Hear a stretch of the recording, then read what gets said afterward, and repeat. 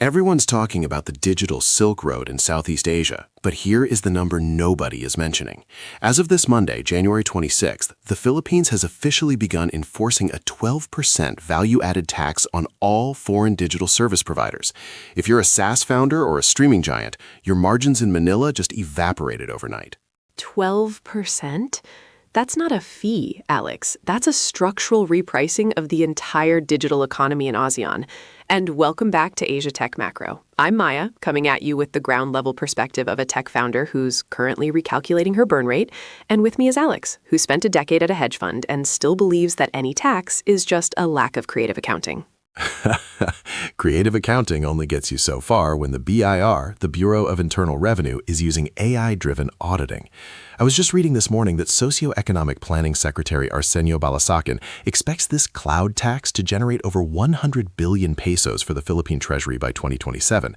But here's what most people miss. This isn't just about revenue. It's a tech-nationalism move. They are trying to level the playing field for local Filipino apps that were already paying VAT while the global giants were skating by for free. Okay, but devil's advocate here, doesn't this just pass the cost directly to the consumer in a market that is already struggling with 4.5% inflation? I saw a report from Nomura's ASEAN team yesterday. They warned that this could slow down the digital transformation pace in the Philippines by at least 18 months. If I'm a student in Quezon City, my subscription for learning tools just went up 12%. That's a barrier to entry. It is a barrier, but look at the data from Indonesia. They did something similar 2 years ago, and the market didn't collapse, it just matured. The real story in ASEAN right now is fiscal discipline over growth at all costs. But speaking of shifts in national strategy, we have to look north. Japan just dropped a massive policy update on January 23rd regarding their dual-use technology fund. Right, the $5 billion Economic Security Fund. I was reading this morning that the Ministry of Defense is now directly inviting startups, not just the old-school industrial giants like Mitsubishi, to bid on contracts for autonomous underwater vehicles and high-precision sensors. Alex, you've been cynical about Japan's startup scene for years. Does $5 billion of government money change your mind? It doesn't change my mind about the culture, but it changes my mind about the exit environment. Historically, Japanese startups struggle to find a big enough initial public offering or a buyer. Now, the government is the buyer. I saw a note from Kyohei Morita, Nomura's chief Japan economist, saying this defense tech pivot could create Japan's first true dual-use unicorns by the end of 2026. That reminds me of what happened in Israel in the early 2000s. The military became the incubator for the entire tech sector. But wait, if Japan is moving towards a security-first tech model, isn't that going to alienate their biggest trading partner? I saw that Tokyo's exports to China actually grew 3% last month, despite the tension. That's the Japan paradox. They are arming themselves with tech while still selling the components to the people they are arming themselves against. But here is the friction point. The new security clearing law, which was finalized on January 25th, requires every startup founder in this program to undergo a deep background check. For a lot of global founders in Tokyo, that's a deal breaker. Global founders don't like being under a government microscope. I get that. But here's the question for our listeners. If you're a VC, do you invest in the defense tech boom in Japan, knowing your exit is tied to national security? Or do you stay in the consumer SaaS space where the growth is slower but the freedom is higher? That question about defense tech exits is exactly what leads us to our next deep dive, the glass backdoor of Chinese semiconductors. Everyone's looking at whether SMIC can build a 5-nanometer chip with old machines, but they're missing the real battle happening right now in advanced packaging. You're talking about chiplets. I was just reading this morning that SMIC and several state-backed labs in Shanghai announced a breakthrough on January 22nd regarding optical interconnects for chiplet-based AI accelerators. It's essentially stitching together 14-nanometer chips to perform like a single 5-nanometer beast. Exactly. It's a brute force engineering solution to a geopolitical constraint. If you can't buy the high-end EUV machines from ASML, you just build a bigger modular engine. I saw an analyst report from TrendForce yesterday. They're predicting that China's investment in advanced packaging and CoWoS-like technology will hit a record $12 billion in 2026. They aren't trying to beat NVIDIA at the node game, they're trying to beat them at the architecture game. Ha! It's like building a supercar out of 3 smaller engines. It's heavy, it's hot, but if it works, it bypasses every single US sanction currently on the books. But okay, devil's advocate here. Doesn't this run into a massive thermal and power efficiency wall? You can't just keep adding chips together with the whole thing melting down. That reminds me of what happened in the 2000s with multi-core CPUs. Everyone said it wouldn't scale. Now look at us. But here is the friction point.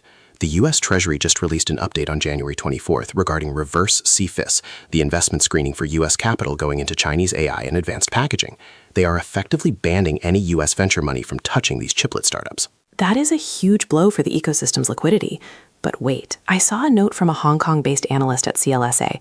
He argued that the vacuum left by U.S. capital is being filled instantly by Middle Eastern sovereign wealth funds. We're seeing a petrodollar to chip pipeline forming in real time. But wait, Alex, if the capital is there and the tech is good enough, does the U.S. ban even matter in 2026? It matters for the global standard. If China builds a chiplet ecosystem that is incompatible with the rest of the world, we get a splinter net of hardware. And for our listeners, here is the million-dollar question. In 2026, do you invest in the sanction-proof hardware of the East, or do you bet that the Silicon Valley giants will always stay 2 generations ahead, regardless of the architecture? That is a tough one. But let's move to where the actual sanction-free manufacturing is supposed to happen, Vietnam. I saw the Q4 2025 Intel Samsung ecosystem report for the Bac Ninh province. They're facing a crisis, but it's not about money, it's about people. The engineer deficit. I saw that too. Vietnam needs 50,000 semiconductor engineers by 2030, but they only graduated about 500 last year that actually meet global fab standards. I saw a note from a World Bank economist yesterday saying that the China Plus One strategy is hitting a human capital wall in Hanoi. 500 graduates for a 50,000 requirement? That's not a gap, that's a canyon. It reminds me of the early days of the Silicon Valley boom when everyone was poaching from each other until the salaries became unsustainable. We're seeing the same thing in Bac Ninh. Salaries for mid-level chip designers have jumped 40% in the last 6 months. It's the Penang 2.0 scenario, which leads us to our contrarian corner. I've been waiting for this. What's the consensus lie we're debunking today? The consensus is that China's economy is in a terminal decline and their tech sector is finished. You see it on every cover of the major financial magazines. But look at the data.